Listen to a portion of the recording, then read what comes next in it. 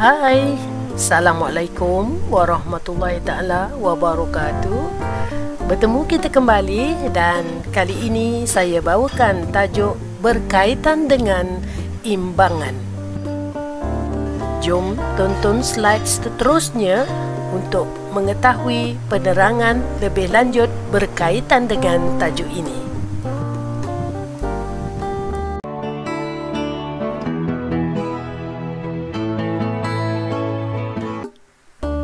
Baiklah, kali ini saya bawakan tajuk berkaitan dengan imbangan. Imbangan ialah satu keadaan yang seimbang dan sepadan dari segi keberatan dan tumpuan perhatian. Imbangan wujud melalui ukuran dari aspek saiz, jarak, berat, bilangan, warna, ruang dan sebagainya. Diharapkan setelah pelajar-pelajar mempelajari subtajuk ini, pelajar dapat menjelaskan melalui perbincangan tentang definisi imbangan, ciri-ciri imbangan pada alam semula jadi, objek buatan manusia, karya seni visual dan fungsi imbangan. Definisi imbangan. Imbangan bermaksud kesamaan dan kesepadanan dari segi berat, kedudukan dan tumpuan. Imbangan merujuk kepada cara elemen seni disusun. Definisi imbangan seterusnya, imbangan diolah berasaskan kepada berat ringan secara fizikal dalam menghasilkan karya 3D. Dalam karya 2D pula, imbangan diolah berasaskan kepada pertimbangan secara visual. Ciri-ciri imbangan. Ciri-ciri imbangan boleh dilihat dari segi simetri. Imbangan simetri dalam seni visual wujud apabila unsur-unsur seni yang digunakan saksama jika dilihat menggunakan garisan paksi di tengah-tengah sebuah karya. Seterusnya, imbangan yang tidak saksama pula dianggap tidak simetri. Prinsip imbangan boleh dilihat pada alam semula jadi, objek buatan manusia dan karya seni visual. Imbangan dapat mewujudkan suasana yang harmoni, stabil, kukuh dalam sesuatu gubahan. Imbangan mampu menghasilkan variasi dan menarik perhatian.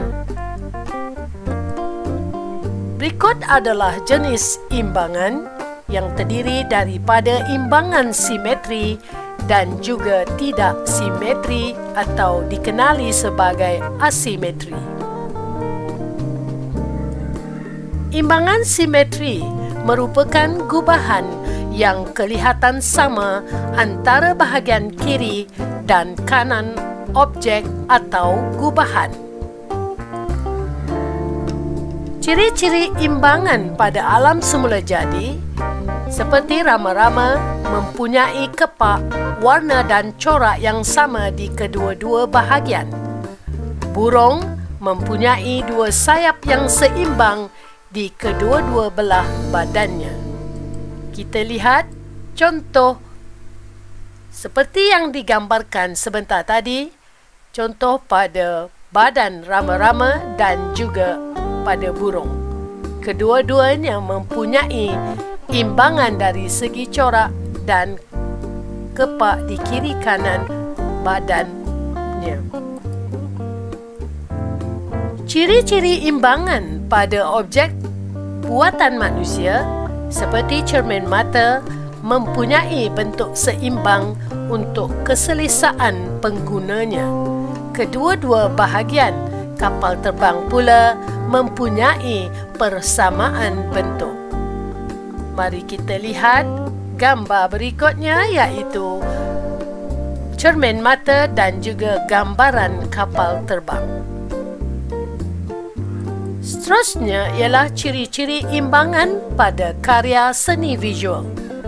Motif dan corak hiasan pada wow mempunyai unsur imbangan di kedua-dua bahagian sayapnya, dan kebanyakan logo direka dengan seimbang di kedua-dua bahagian.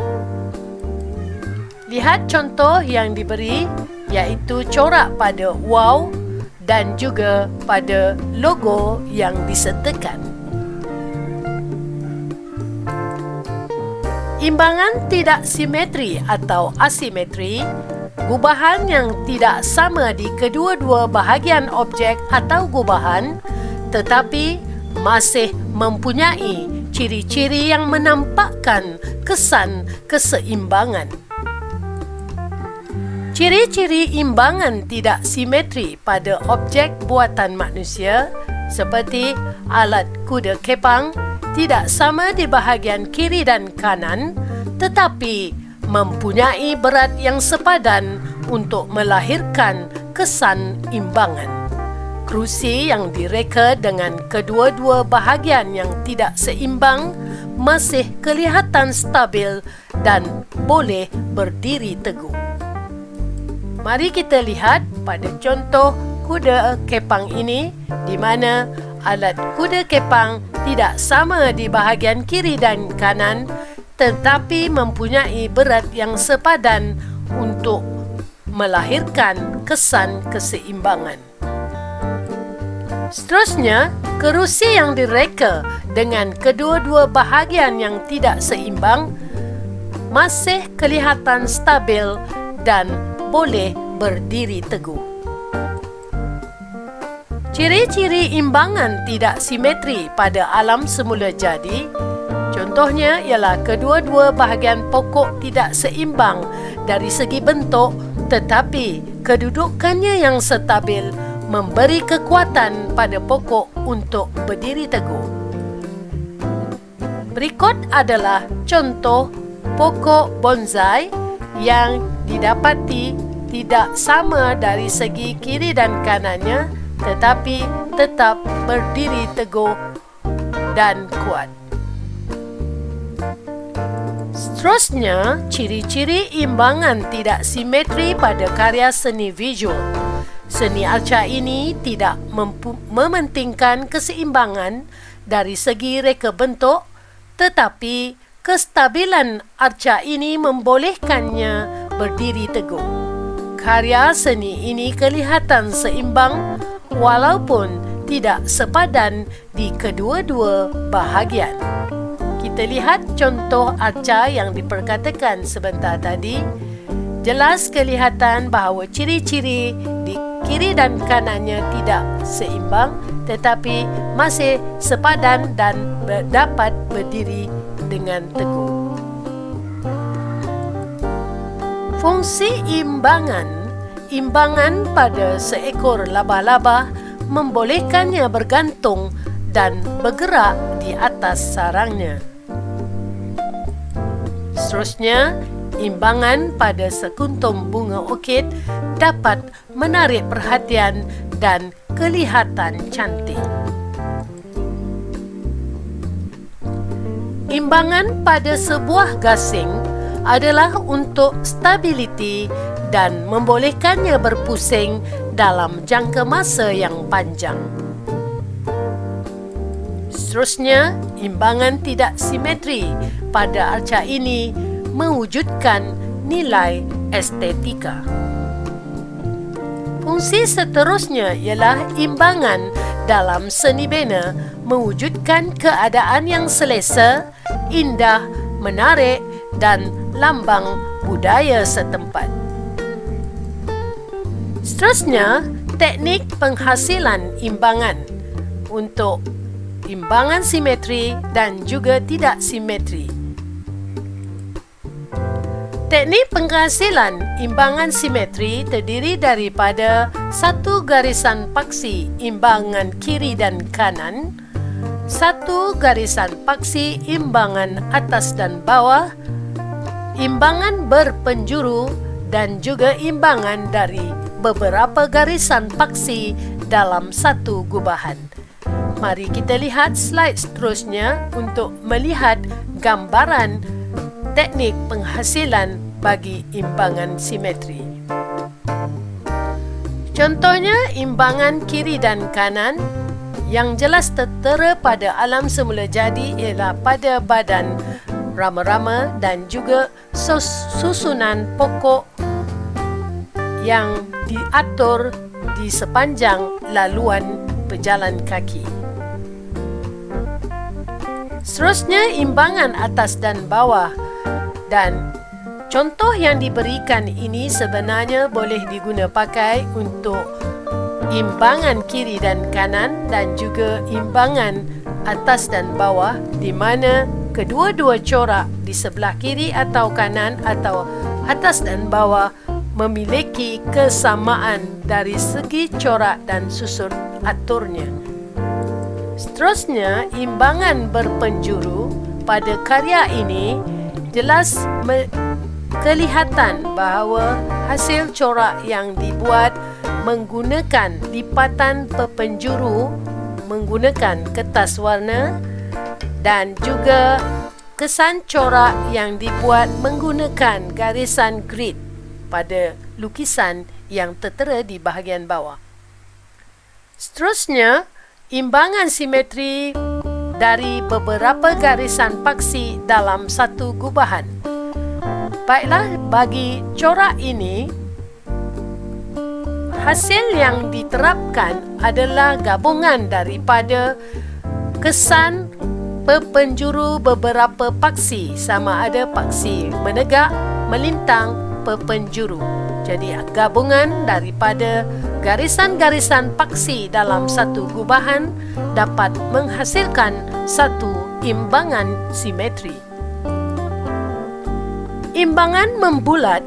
Keseimbangan membulat boleh dicapai apabila satu pusat dijadikan rujukan dan lain-lain elemen reka bentuk disusun mengelilingi pusat tersebut secara membulat.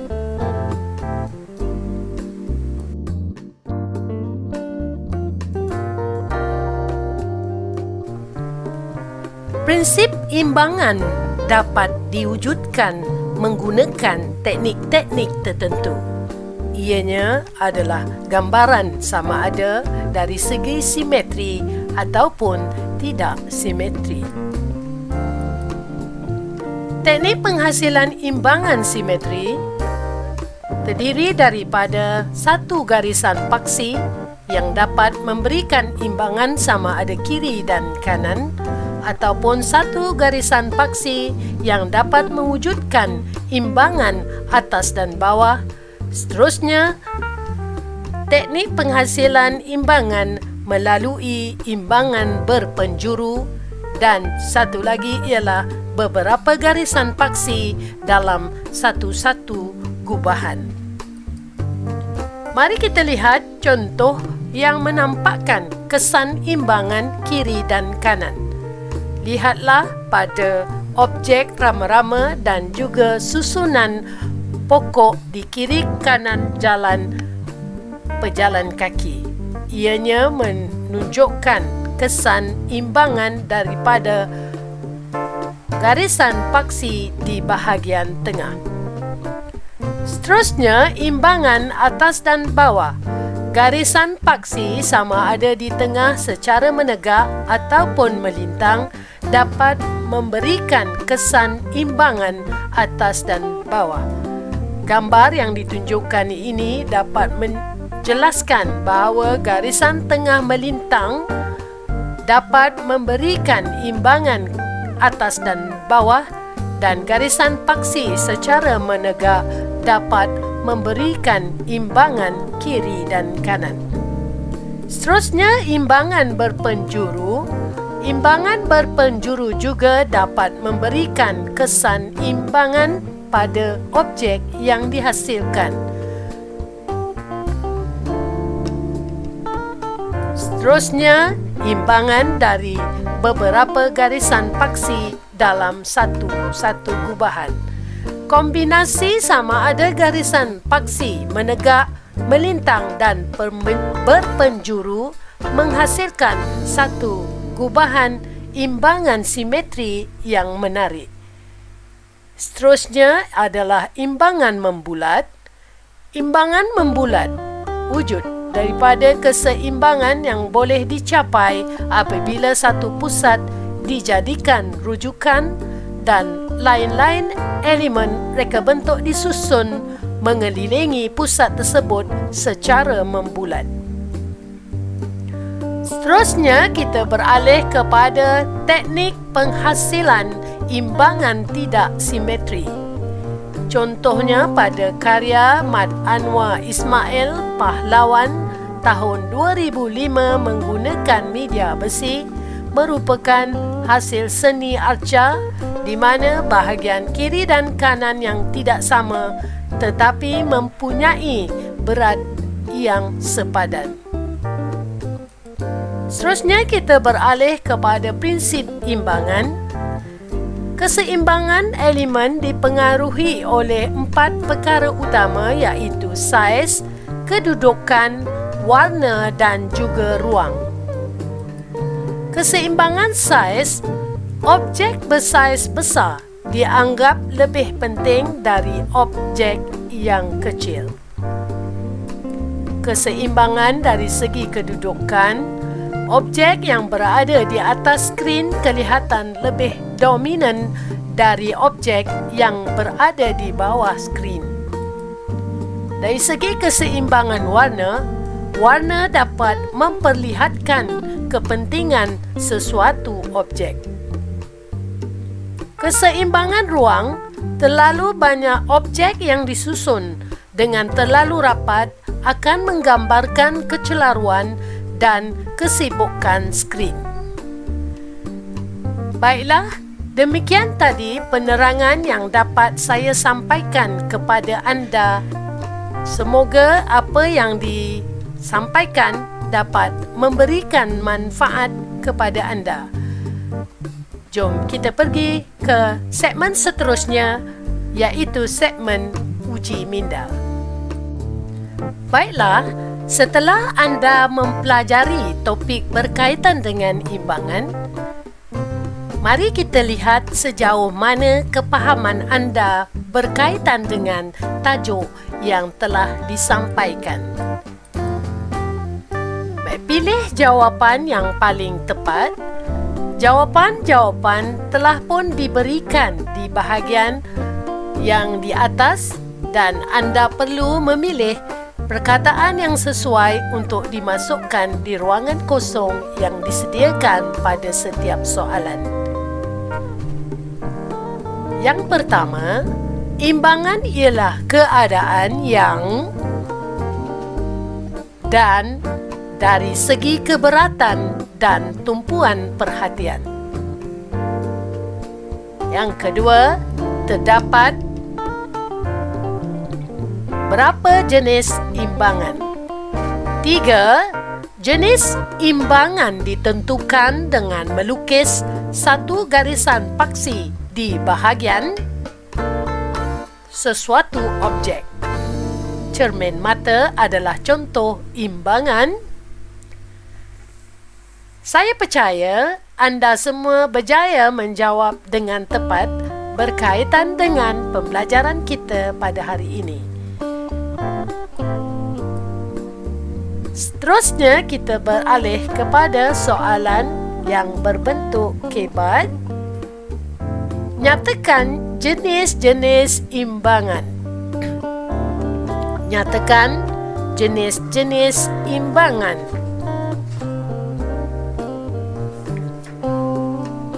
Yang keenam, nyatakan fungsi imbangan pada sebuah kapal terbang.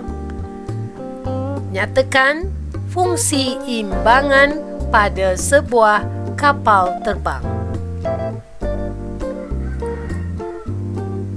Yang ketujuh, antara berikut yang manakah tidak termasuk dalam gambaran yang mempunyai imbangan simetri? Antara berikut yang manakah tidak termasuk dalam gambaran yang mempunyai imbangan simetri? Saya percaya anda berjaya menjawab dengan tepat. Seterusnya, yang ke-8, prinsip rekaan yang diaplikasikan dalam gambar di sebelah ialah A. Imbangan konkret, B. Imbangan geometri, C. Imbangan simetri, dan D. Imbangan asimetri. Lihat pada bentuk dan saiz dan saya percaya anda dapat meneka jawapan yang paling tepat. Sekian saja persoalan yang dapat saya kemukakan untuk menguji sejauh mana kepahaman anda berkaitan dengan topik ini. Dan untuk menguji kepahaman anda lebih lagi, saya telah menyediakan satu kuis berbentuk permainan yang boleh anda terokai. Selamat mencuba pada link yang saya sediakan di sini ataupun scan saja barcode ini, maka anda akan dapat bersama menjawab soalan yang disediakan. Selamat mencuba dan selamat maju jaya, dan jumpa lagi pada lain video akan datang. Demikian tadi pembelajaran kita pada hari ini.